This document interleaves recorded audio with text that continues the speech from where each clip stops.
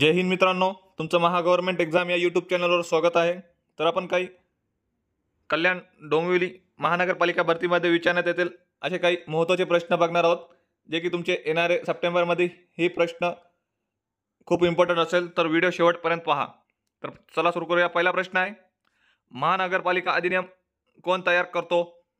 मित्रांनो, तुम्हाला आन्सर येत असेल तर तुम्ही कमेंट करत चला, याच्यामुळे काय होईल, तुम्हाला एक अंदाज येईल आणि एक रिव्हिजन पण होईल। तर महानगरपालिका अधिनियम कोण तयार करते? तर याचा करेक्ट आन्सर असेल ऑप्शन क्रमांक ब, राज्य सरकार हे तयार करते। पुढचा प्रश्न, खालीलपैकी कोणत्या शहरात महानगरपालिका नाही? काय ऑप्शन पर्याय दिलेले आहे, त्या शहरापैकी कोणता ठिकाणी महानगरपालिका नाही ते सांगायचं आहे।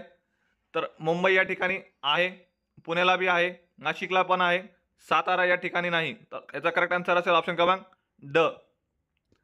पुढचा प्रश्न, राज्य निवडणूक आयोग कोण स्थापन करतो? तर याचा करेक्ट आन्सर असेल ऑप्शन क्रमांक ब, राज्यपाल। पुढचा प्रश्न, क्रिकेटचे तिन्ही प्रकारात शतक झळकवणाऱ्या पहिले भारतीय महिला कोण? तर याचा करेक्ट आन्सर असेल ऑप्शन क्रमांक ब, स्मृती मानधन।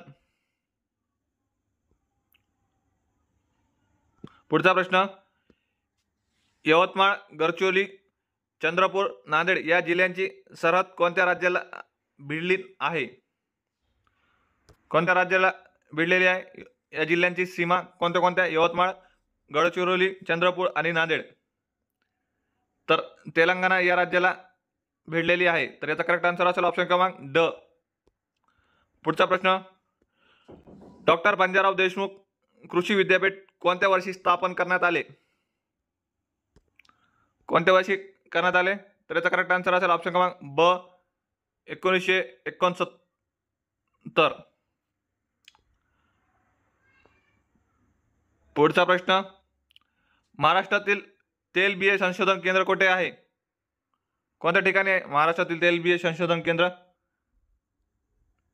तर याचा करेक्ट आन्सर असेल ऑप्शन क्रमांक ब, जळगाव या ठिकाणी आहे। पुढचा प्रश्न, महाराष्ट्रातील डॅश डॅश हा ज्वालामुखी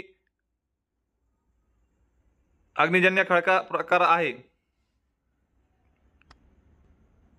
खडकाचा प्रकार आहे कोणत्या? तर याचा करेक्ट आन्सर असेल ऑप्शन क्रमांक क, बेसॉल्ट। पुढचा प्रश्न, भारतीय राज्यघटना केव्हा अंमलात आली? केव्हा अंमलात आलेले? तर याचा करेक्ट आन्सर असेल ऑप्शन क्रमांक क, 26 जानेवारी 1950 साली भारतीय राज्यघटना अंमलात आलेली आहे। पुढचा प्रश्न, विधवा पुनर्विवाहाला मान्यता देणारा कायदा कोणी केला? कोणी केला होता? तर लॉर्ड बेंटिक यांनी विधवा पुनर्विवाहाला मान्यता देणारा कायदा केले होते। थँक्यू फ्रेंड्स, जर व्हिडिओ आवडला असेल तर लाईक करा आणि अशीच कंटिन्यू सिरीज पाहण्यासाठी चॅनलला सबस्क्राईब करा। Thank you so much.